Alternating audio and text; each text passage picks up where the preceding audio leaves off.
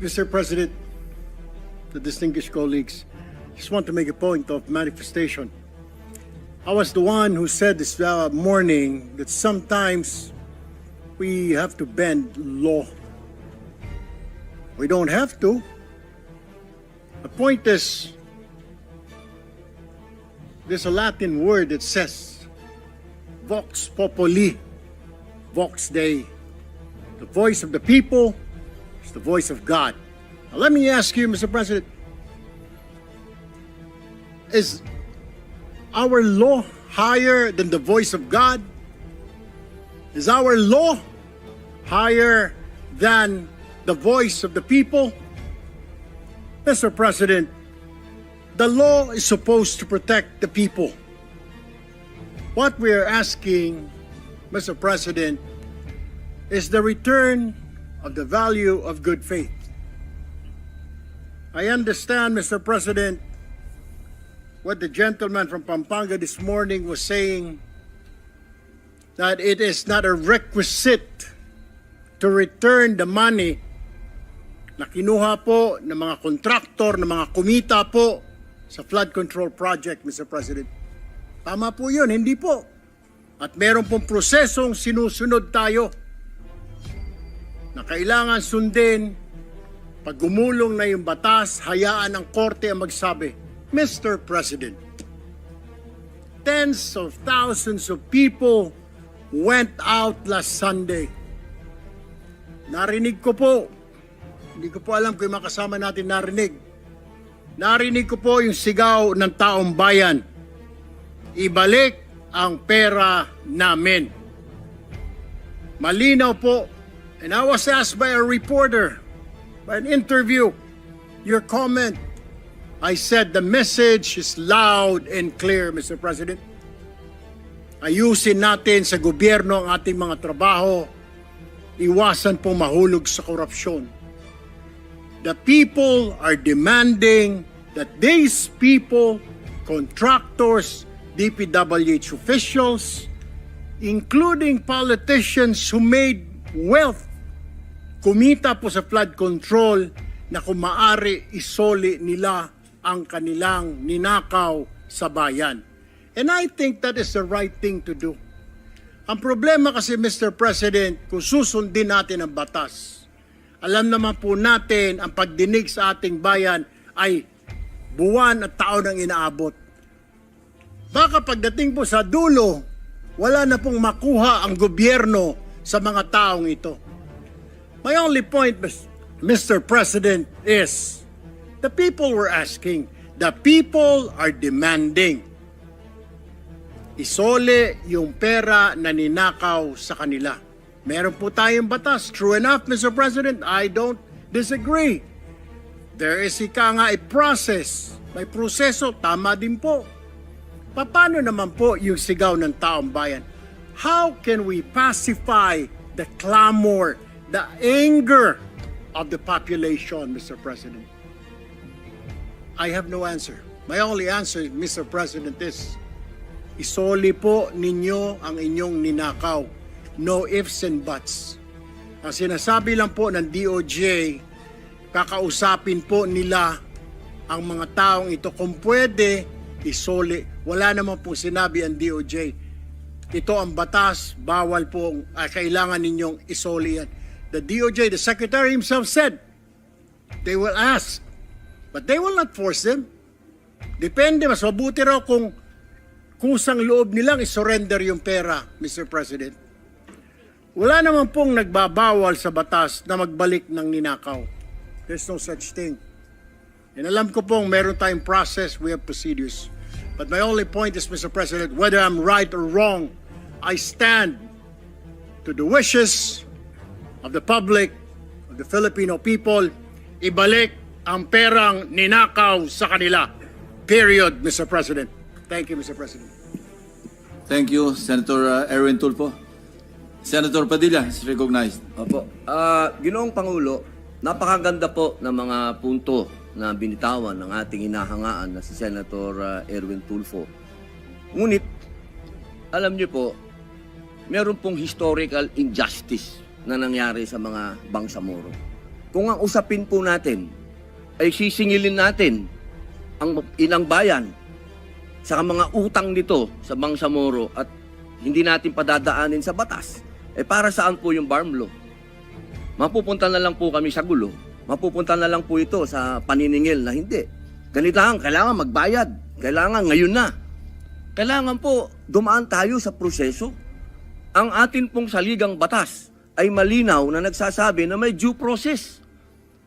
Kung ang argumento po natin ay makikinig tayo sa sinasabing ngayon na. Teka muna po. Marami pong maliligaw. Katulad po ng mga kasama nating artista, halimbawa sinasabi nila, kung ganyan, wag na tayo magbayad ng tax. Paano pong gagawin natin? Papayagan po ba natin na mga artista ngayon wag na magbayad ng tax dahil yun ang boses nila? Yun ang voice of God? Yun ang voice of the people? Ang gusto ng mga tao, lahat ng tao ngayon ayaw na magbayad ng tax. Dahil sa nangyayaring ito. Ang gusto ko lamang pong linawin, Ginoong Pangulo, tama po, naniniwala po ako na ang tao'y galit na. Dapat lang po silang magalit. Marami nang talagang ghost project. Ang dami na pong nangyayaring ito. Pero sana po, intindihin po natin din yung mga kababayan natin sa malalayong lugar na humahanap ng hustisya. Madami pong mga kababayan natin, katulad ng mga katutubo, na humihingi din po ng hustisya yan. Pero dinadaan po natin sa batas ang pagnanakaw sa kanilang mga lupain. Ang pagnanakaw sa mga mineral resources nila. Pero lagi natin sinasabi, may batas tayong dapat sundin. Paano kung isang araw gusto din nilang ng anarchy? Gusto din nilang magkagulo? Gusto din nilang lumusob sa Malacanang, pumunta ng Mindiola? Yun po yung mga bagay po na dapat po natin ding isipin. Ako po'y hindi kontra kahit kanino dito. Ako po'y number 1 supporter ng lahat nandito. Pero pagdating po sa usapin, na tayo'y magkakaroon na naman ng pag-aaklas. 20 taon na po ako sa Mindanao. Alam po yan ng kapatid ko na si Senator Mig Subiri na umiikot dyan sa mga liblib na lugar para kumbinsin ng mga taong sumunod tayo sa batas. Yun lamang po, mga senador tayo. Gumagawa tayo ng batas. Ang batas kailangan sundin natin tayo mismo. Yun lamang po. Wala naman akong gustong sabihin kundi yun lang. Maraming salamat po. Senator Erwin Tulfo is recognized. Mr. President, just last point. Hindi po kahit kailan nagnakaw ang Bangsamoro. Tell you, kung mga kasama po natin, 20 years na pong nag-ikot sa Mindanao, ako lumaki po ng Mindanao. I've been to Hulo, I've been to Basilan, been to Tawi-Tawi, I've been to Marawi. Maro nga po ako magsalita ng Tausog eh. But anyway, ang sinasabi ko lamang po, wala pong ninakaw, kaya iba po yun eh. Parang you're comparing apples to oranges. Yung Bangsamoro po, hindi po nagnakaw, kaya yung sinasabi na kailangan kasuhan or something, hindi po eh.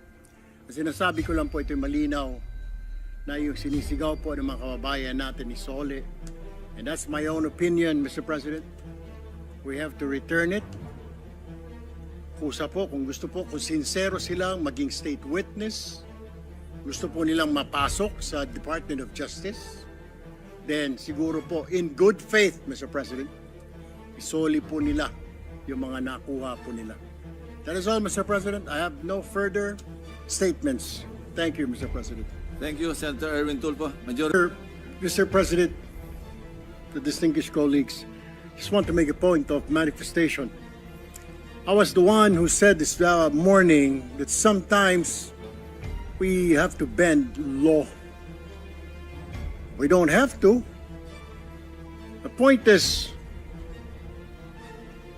there's a Latin word that says, vox populi, vox Dei. The voice of the people is the voice of God. Now let me ask you, Mr. President, is our law higher than the voice of God?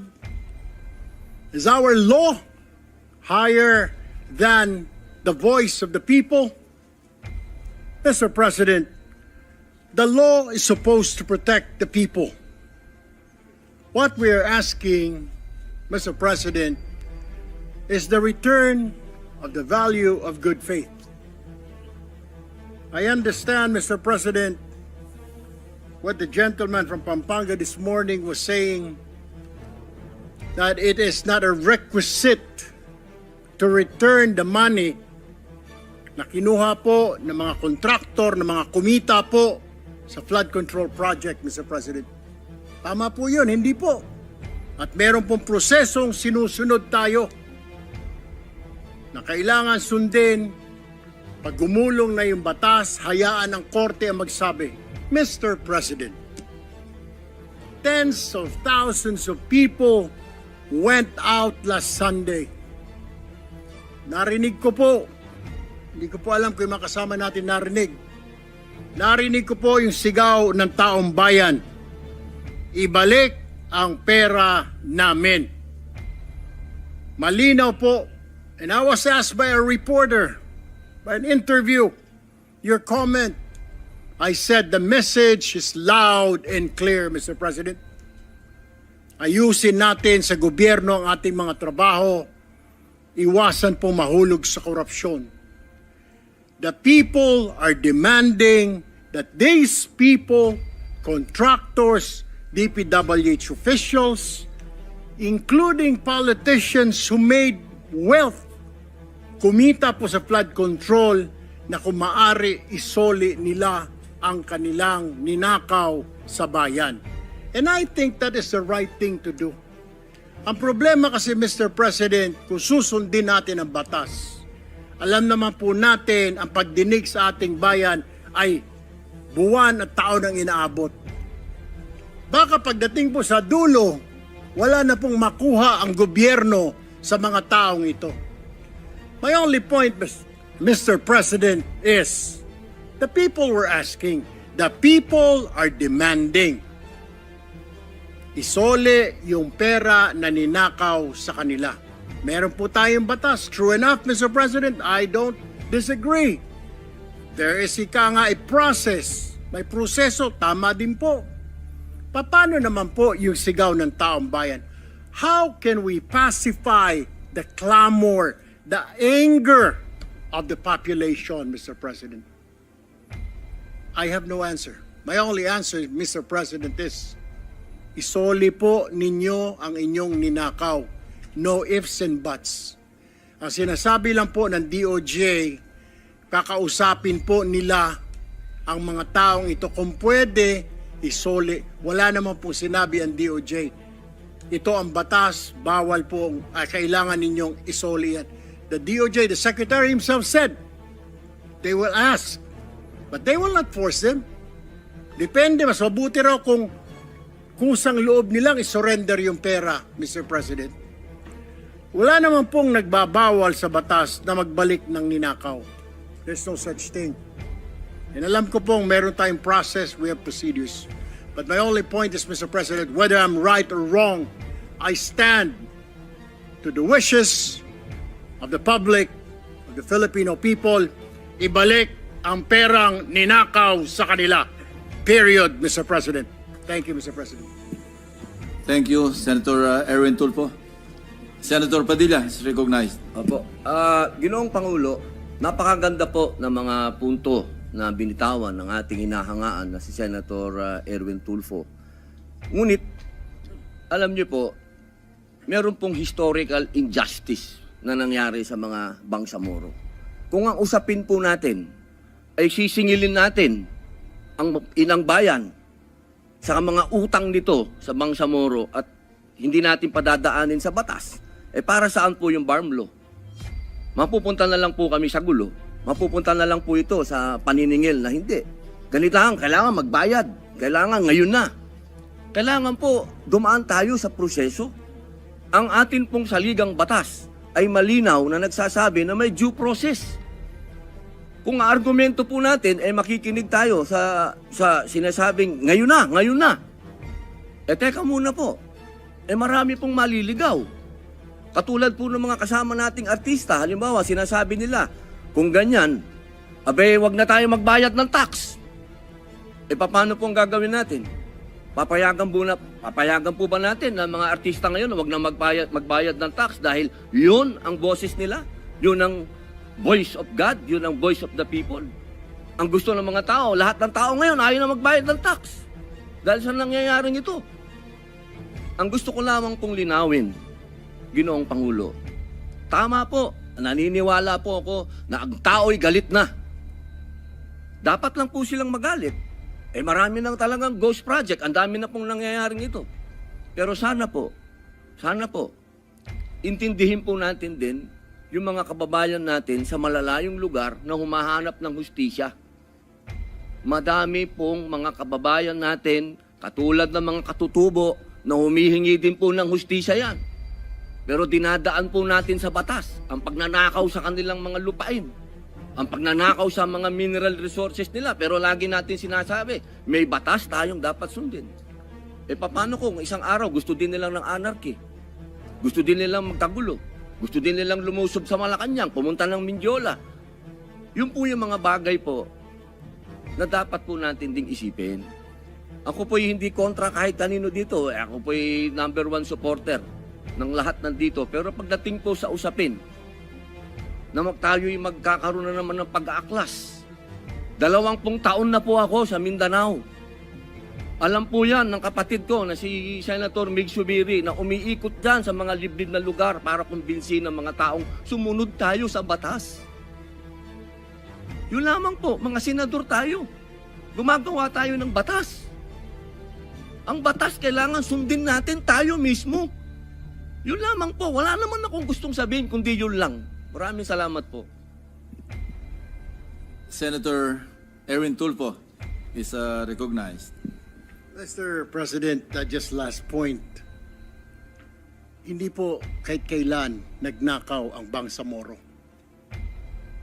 To tell you, kung mga kasama po natin, 20 years na pong nag-ikot sa Mindanao. Ako, lumaki po ng Mindanao.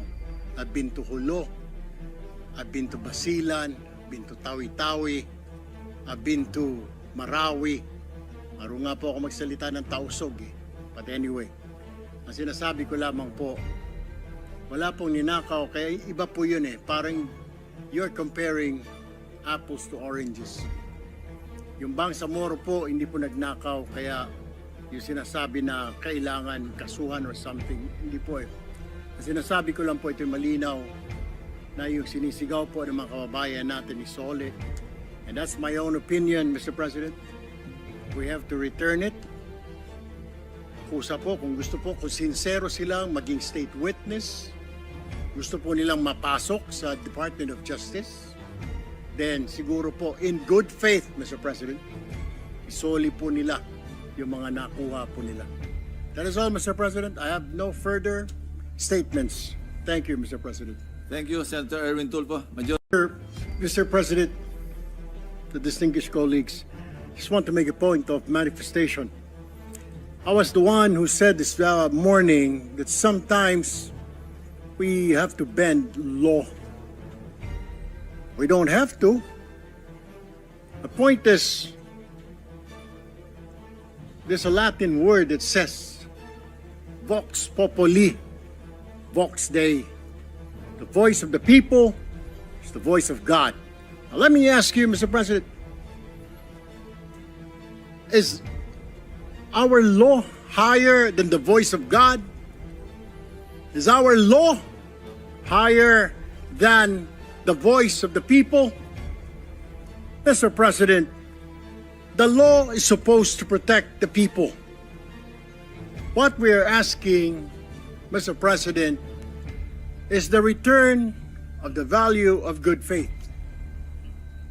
I understand, Mr. President, what the gentleman from Pampanga this morning was saying, that it is not a requisite to return the money na kinuha po ng mga kontraktor, ng mga kumita po sa flood control project, Mr. President.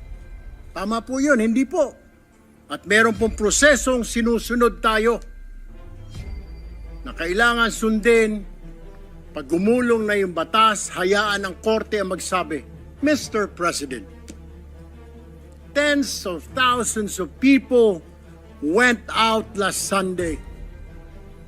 Narinig ko po, hindi ko po alam kung yung mga kasama natin narinig. Narinig ko po yung sigaw ng taong bayan. Ibalik ang pera namin. Malinaw po. And I was asked by a reporter, by an interview, your comment. I said the message is loud and clear, Mr. President. Ayusin natin sa gobyerno ang ating mga trabaho. Iwasan pong mahulog sa korupsyon. The people are demanding that these people, contractors, DPWH officials, including politicians who made wealth, kumita po sa flood control, na kung maaari isoli nila ang kanilang ninakaw sa bayan. And I think that is the right thing to do. Ang problema kasi, Mr. President, kung susundin natin ang batas, alam naman po natin ang pagdinig sa ating bayan ay buwan at taon ang inaabot. Baka pagdating po sa dulo, wala na pong makuha ang gobyerno sa mga taong ito. My only point, Mr. President, is the people were asking, the people are demanding. Isole yung pera na ninakaw sa kanila. Meron po tayong batas. True enough, Mr. President, I don't disagree. There is a process. May proseso, tama din po. Paano naman po yung sigaw ng taong bayan? How can we pacify the clamor, the anger of the population, Mr. President? I have no answer. My only answer, Mr. President, is isoli po ninyo ang inyong ninakaw. No ifs and buts. Ang sinasabi lang po ng DOJ, kakausapin po nila ang mga taong ito kung pwede isoli. Wala naman po sinabi ang DOJ. Ito ang batas, bawal po, kailangan ninyong isoli yan. The DOJ, the Secretary himself said, they will ask, but they will not force them. Depende, mas mabuti raw kung kusang loob nilang isurrender yung pera, Mr. President. Wala naman pong nagbabawal sa batas na magbalik ng ninakaw. There's no such thing. And alam ko pong meron tayong process, we have procedures. But my only point is, Mr. President, whether I'm right or wrong, I stand to the wishes of the public, of the Filipino people, ibalik ang perang ninakaw sa kanila. Period, Mr. President. Thank you, Mr. President. Thank you, Senator Erwin Tulfo. Senator Padilla is recognized. Opo. Ginoong Pangulo, napakaganda po ng mga punto na binitawan ng ating inahangaan na si Senator Erwin Tulfo. Ngunit, alam niyo po, meron pong historical injustice na nangyari sa mga Bangsamoro. Kung ang usapin po natin ay sisingilin natin ang inang bayan sa mga utang nito sa Bangsamoro at hindi natin padadaanin sa batas, para saan po yung BARM law? Mapupunta na lang po kami sa gulo. Mapupunta na lang po ito sa paniningil na hindi. Ganito lang, kailangan magbayad. Kailangan ngayon na. Kailangan po dumaan tayo sa proseso. Ang atin pong saligang batas ay malinaw na nagsasabi na may due process. Kung ang argumento po natin ay makikinig tayo sa sinasabing ngayon na. Teka muna po. Marami pong maliligaw. Katulad po ng mga kasama nating artista, halimbawa sinasabi nila, kung ganyan, wag na tayo magbayad ng tax. Paano po ang gagawin natin? Papayagan po ba natin na mga artista ngayon na wag na magbayad ng tax dahil yun ang boses nila? Yun ang voice of God? Yun ang voice of the people? Ang gusto ng mga tao, lahat ng tao ngayon ayaw na magbayad ng tax. Dahil sa nangyayaring ito. Ang gusto ko lamang pong linawin, Ginoong Pangulo, tama po, naniniwala po ako na ang tao'y galit na. Dapat lang po silang magalit. Marami nang talagang ghost project. Ang dami na pong nangyayaring ito. Pero sana po, intindihin po natin din yung mga kababayan natin sa malalayong lugar na humahanap ng hustisya. madami pong mga kababayan natin, katulad ng mga katutubo, na humihingi din po ng hustisya yan. Pero dinadaan po natin sa batas ang pagnanakaw sa kanilang mga lupain, ang pagnanakaw sa mga mineral resources nila. Pero lagi natin sinasabi, may batas tayong dapat sundin. Paano kung isang araw gusto din nilang ng anarchy? Gusto din nilang magkagulo? Gusto din nilang lumusob sa Malacanang, pumunta ng Mindiola? Yun po yung mga bagay po na dapat po natin ding isipin. Ako po'y hindi kontra kahit kanino dito. Ako po'y number 1 supporter ng lahat nandito. Pero pagdating po sa usapin, na tayo'y magkakaroon na naman ng pag-aaklas. 20 taon na po ako sa Mindanao. Alam po yan ng kapatid ko na si Senator Mig Subiri na umiikot dyan sa mga liblib na lugar para kumbinsin ng mga taong sumunod tayo sa batas. Yun lamang po, mga senador tayo. Gumagawa tayo ng batas. Ang batas kailangan sundin natin tayo mismo. Yun lamang po. Wala naman akong gustong sabihin kundi yun lang. Maraming salamat po.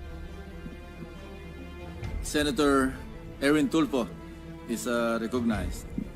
Mr. President, just last point. Hindi po kahit kailan nagnakaw ang Bangsamoro. Tell you, kung mga kasama po natin, 20 years na pong nag-ikot sa Mindanao. Ako, lumaki po ng Mindanao.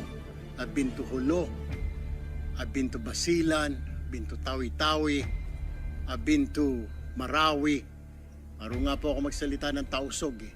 But anyway, ang sinasabi ko lamang po, wala pong ninakaw, kaya iba po yun eh. Parang you're comparing apples to oranges. Yung Bangsamoro po, hindi po nagnakaw, kaya yung sinasabi na kailangan kasuhan or something, hindi po eh. Ang sinasabi ko lang po, ito'y malinaw na yung sinisigaw po ng mga kababayan natin ni Sole. And that's my own opinion, Mr. President. We have to return it. Kusa po, kung gusto po, kung sincero silang maging state witness, gusto po nilang mapasok sa Department of Justice, then siguro po, in good faith, Mr. President, isoli po nila yung mga nakuha po nila. That is all, Mr. President. I have no further statements. Thank you, Mr. President. Thank you, Senator Erwin Tulfo. Majority. Mr. President, the distinguished colleagues, just want to make a point of manifestation. I was the one who said this morning that sometimes we have to bend law. We don't have to. The point is, there's a Latin word that says, Vox Populi, Vox Dei. The voice of the people is the voice of God. Now let me ask you, Mr. President, is our law higher than the voice of God? Is our law higher than the voice of the people? Mr. President, the law is supposed to protect the people. What we are asking, Mr. President, is the return of the value of good faith. I understand, Mr. President, what the gentleman from Pampanga this morning was saying, that it is not a requisite to return the money na kinuha po ng mga kontraktor, ng mga kumita po sa flood control project, Mr. President. Tama po yun, hindi po. At meron pong prosesong sinusunod tayo na kailangan sundin. Pag gumulong na yung batas, hayaan ng korte ang magsabi, Mr. President, tens of thousands of people went out last Sunday. Narinig ko po, hindi ko po alam kung yung makasama natin narinig.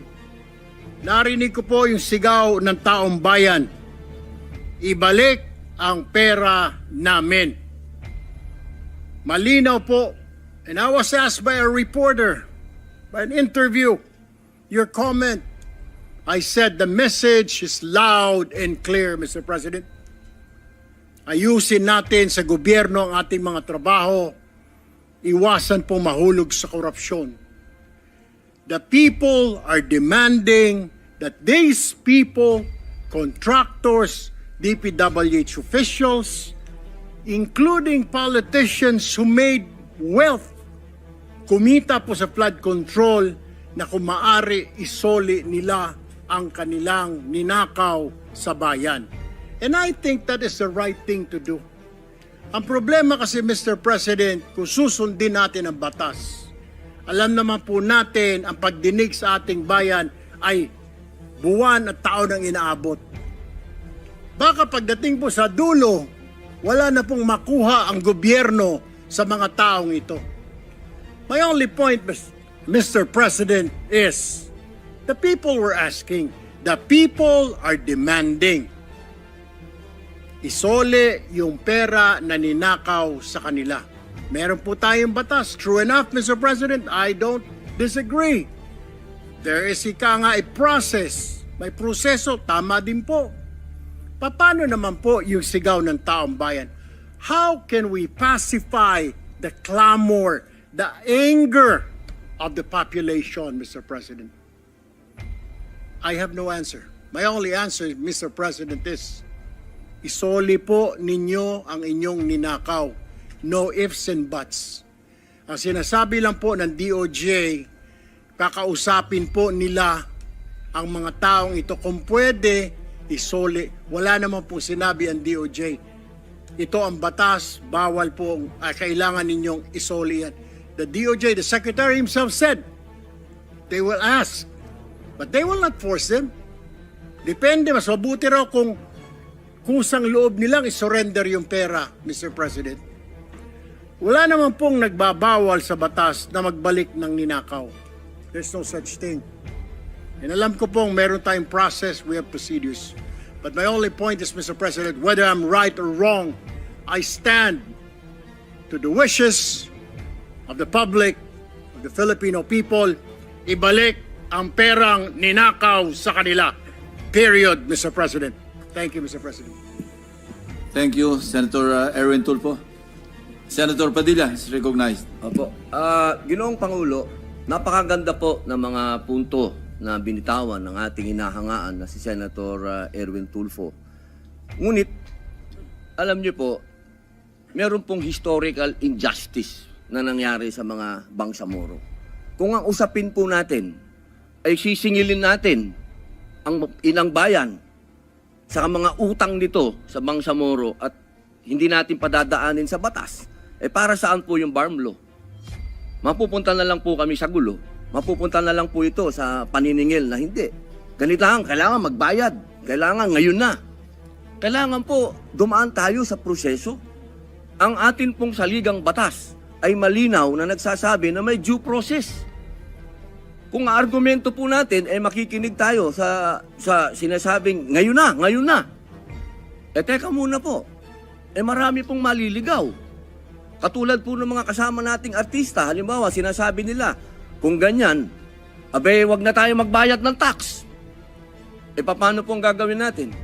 Papayagan po ba natin na mga artista ngayon wag na magbayad ng tax dahil yun ang boses nila? Yun ang voice of God, yun ang voice of the people. Ang gusto ng mga tao, lahat ng tao ngayon ayaw na magbayad ng tax. Dahil sa nangyayaring ito. Ang gusto ko lamang pong linawin, Ginoong Pangulo, tama po, naniniwala po ako na ang tao'y galit na. Dapat lang po silang magalit. Marami nang talagang ghost project, ang dami na pong nangyayaring ito. Pero sana po, intindihin po natin din yung mga kababayan natin sa malalayong lugar na humahanap ng hustisya. Madami pong mga kababayan natin, katulad ng mga katutubo, na humihingi din po ng hustisya yan. Pero dinadaan po natin sa batas ang pagnanakaw sa kanilang mga lupain, ang pagnanakaw sa mga mineral resources nila. Pero lagi natin sinasabi, may batas tayong dapat sundin. Paano kung isang araw gusto din nilang ng anarchy? Gusto din nilang magkagulo? Gusto din nilang lumusob sa Malacanang, pumunta ng Mindiola?